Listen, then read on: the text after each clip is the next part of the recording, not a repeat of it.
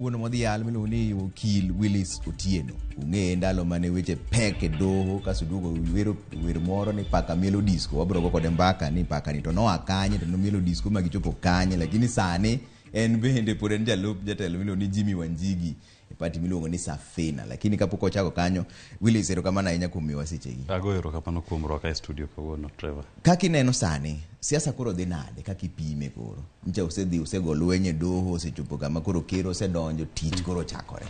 Sani an kaka nene, pi pok oyudo level mare. Ing'eni ikawo pi, ituome kata gi ndo, tiole kube. Pi chopo kuma pi yude level mare. Sani pi pok oyudo level mare minya wacho ni maendi e ng'wech ma piny dhiye.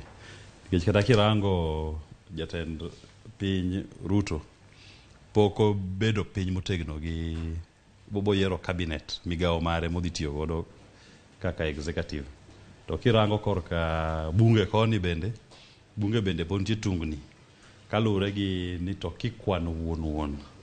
To mane kind pindi cheke ariyogi, Kenya Kwanza gi Azimio, mane wuon ma en majority party e od bura. Koro awacho ni sani pod tungni to gingitni. Ka pod piny omanyo kore mondo koro bedi motegno. To mano nyisi, ranyisi maduong' ma mano nyisi en ni jo Kenya nokobedo gi miluongo ni closure kalure gi yiero mane watieko ni.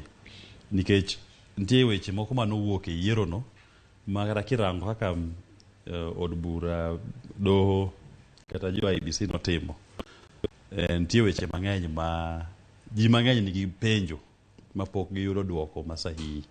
To mane mamiyo chando kata koro piny owacho mondo bed gi an early comfort e ka serikal chakre. Nino kata kane oseyier joma dhi bet waziri, to Ruto pod bet mana gi waziri mane uro yiero ka.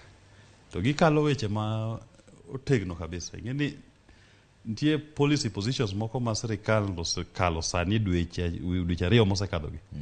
Maka gik manok ber kitimo gi cabinet mar Uhuru mawuok cha. Gimoro koro wach GMO. Ing'eni mano en wach ma ji onego ng'i matut kabisa. Nikech en wach mopogo piny ngima, ok kata Kenya kende. Iyudo ka kidhi Europe kocha, to weche GMO ok gidwa. To kidhi America, to weche GMO go giyiego.